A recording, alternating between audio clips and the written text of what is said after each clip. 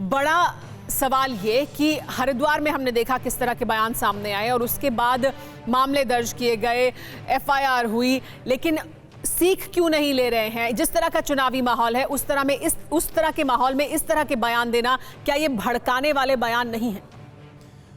मुझे लगता है कि जहां तक अपशब्दों की बात है, महात्मा गांधी को किसी भी तरह के अपशब्द नहीं कहे जाने चाहिए। हाँ, जहां तक बात क्रिटिसिज्म की है, क्रिटिसिज्म से कोई परे नहीं है। अगर इस देश में कोई किसी को लेकर अपनी बात रखना चाहता है या करना चाहता है, मोस्ट वेलकम। और इस देश में लगातार एक खास बात और भी है, जिस तरीके से पूर्व में किस तरह का क्रिटिसिज्म आपके मुताबिक सही है, जायज है?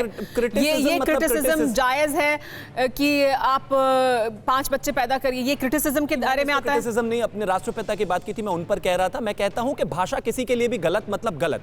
एक स्वतंत्रता सेनानी के लिए, महात्मा गांधी के लिए, वीर सावरकर के लिए, सुभाष बोस के लिए, सरदार वल्लभ भाई पटेल के लिए, अगर कोई भी गलत भाषा का इस्तेमाल करता है इस देश में तो वो अपने आप में गलत है। और ये जिस तरीके से रीत पिछले कुछ समय से 2014 के बाद से खास तौर पर वीर सावरकर को लेकर कांग्रेस की रही है, वो भी अपने आप में बुरी है। मुझे लगता है कि इस देश के लिए जिन लोगों ने लड़ाई लड़ी, चाहे वो महात्मा गांधी हो या कोई भी हो, उनका सम्मान होना चाहिए। वो गलत है।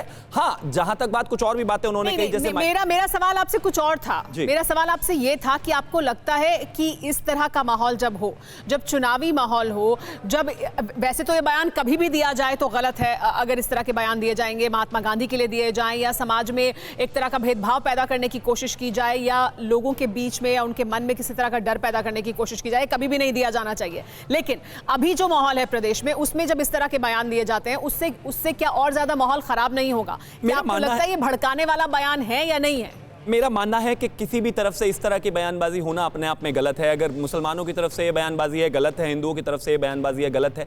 लेकिन हाँ, ये है कि क्रिया की प्रतिक्रिया को देखते हुए अगर इस तरह की चीज़ें हो रही हैं और आगे बढ़ रही हैं, तो मैं पूरी उम्मीद रखता हूं कि इलेक्शन कमीशन और तमाम जो एजेंसीज हैं उस पर नजर बनाया हुआ। क्रिया की प्रतिक्रिया वाला जो बयान जिन्होंने दिया था, उसके बाद उसका बहुत नुकसान उन्होंने उठाया है। ये तर्क अब हमें देना बंद कर देना चाहिए शायद। लेकिन हमारे साथ तस्लीम अहमद रहमानी साहब मौजूद हैं। तस्लीम अहमद रहमानी साहब, ये बयान अब सामने आए हैं, जो प्रयागराज से बयान सामने आए, लेकिन सिर्फ यही एक पक्ष नहीं है। ये बयान है, विवादित बयान है, नहीं होने चाहिए, लेकिन फिर इसी तरह के बयान तौकीर रजा देते हैं जब वो बुलाते हैं एक धर्म संसद।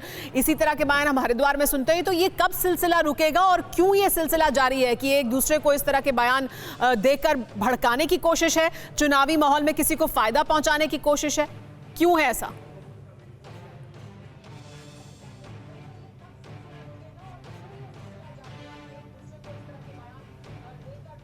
तस्लीम अहमद रहमानी साहब, आपको अगर आवाज मिल रही हो तो।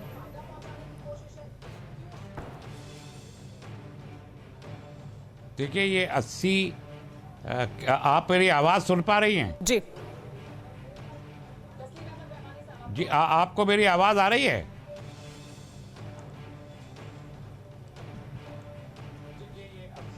हाँ, ठीक है। यानी मैं ये अर्ज करूँगा कि ये जो 80 और 20 का बात कही गई थी, ये उसी का एक प्रॉक्सी स्टेटमेंट है और उसी नुक्ता नज़र से है। आप देखिए, धर्म संसद के लिए ये कह दिया गया था कि कोई धर्म संसद नहीं होगा वहाँ, लेकिन उसके बाद ये संत सम्मेलन के नाम से बदल के उसको किया गया।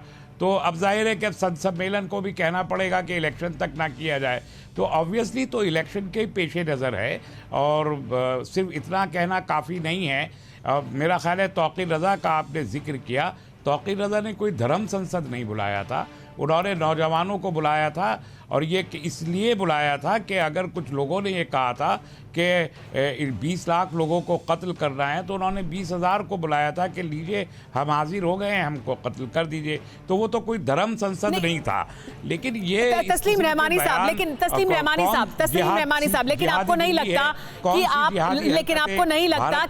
आप एक तरफ तो निंदा बहुत खुलकर करते हैं, एक बयान की निंदा आप खुलकर करते हैं कि हरिद्वार का बयान हो या प्रयागराज का बयान हो, लेकिन आप वही मापदंड तौकीर रजा के बयान के लिए या उस तरह के जो बयान सामने आते हैं उनके लिए इस्तेमाल नहीं करते। तौकीर रजा जो बयान दे रहे थे, क्या वो भड़काने वाला बयान नहीं था?